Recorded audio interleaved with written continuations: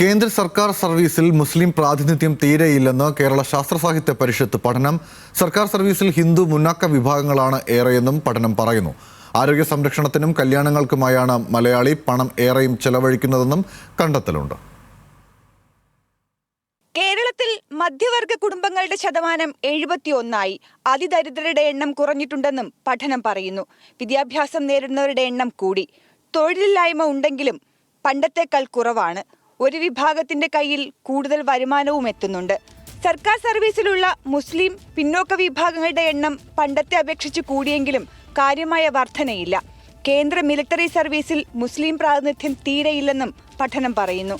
സംവരണത്തിന്റെ നേട്ടങ്ങൾ പ്രതിഫലിക്കാൻ സമയമെടുക്കുമെന്നും പഠനം കണ്ടെത്തിയിട്ടുണ്ട്.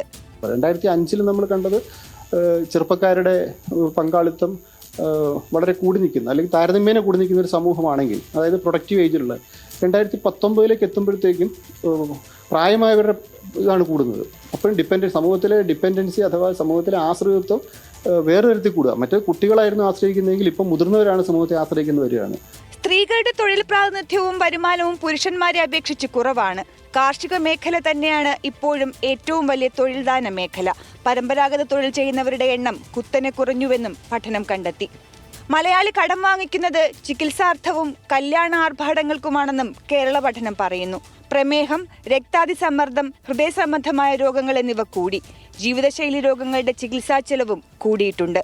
2004 ശേഷം 2019 നടത്തിയ കേരള പഠനമാണ് ഇപ്പോൾ പുറത്തുവന്നത്. ന്യൂസ് മലയാളം, തിരുവനന്തപുരം.